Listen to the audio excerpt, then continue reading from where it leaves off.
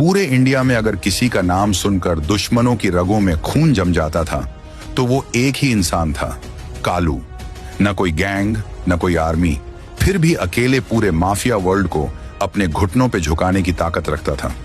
उसके पास सिर्फ जिगर, दिमाग और दिल में छुपा दर्द था, जो सिर्फ एक इंसान से जुड़ा था, कीर्ति, उसका बचपन का प्यार। दुनिया के लिए कालू सिर्फ एक कातिल था, पर कीर्ति के लिए वो एक मासूम बच्चा जिसने सिर्फ मोहब्बत की थी। पर यह बात सिर्फ उसी के दिल में दबी थी, क्योंकि कालू की दुनिया खून और बारूद से बनी थी। एक दिन कालू को इंडिया से बाहर जाना पड़ा। हेलीकॉप्टर की गड़गड़ाहट के साथ वो उड़ गया, पर जैसे ही उसकी परछाई इंडिया से हटी, देश की जमीन कांपने लगी। पूरे भारत के माफिया गैंग जाग गए। सबको पता चल गया, कालू इंडिया से बाहर है, ये मौका दोबारा नहीं मिलेगा। राणा बिल्ला और गोना रेड्डी, दो खतरनाक दुश्मन जो अब तक कालू के सामने चूहों की तरह दबे रहते थे, अब शेर बन चुके थे।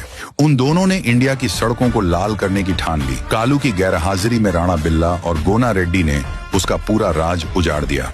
गोदाम जला दिए गए, उसके आदमी सड़कों पर काट दिए गए, और जो बचे उन्होंने डर के मारे उसका साथ छोड़ दिया।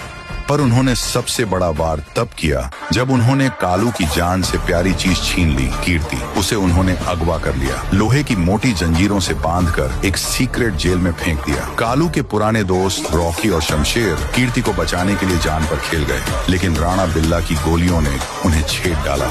वो कालू की मोहब्बत के लिए शहीद हो गए। उनकी चीखें, उनके खून से लिखे आखिरी संदेश कालू तक पहुंचते हैं, और अब वो शेर फिर से दहाड़ने वाला था।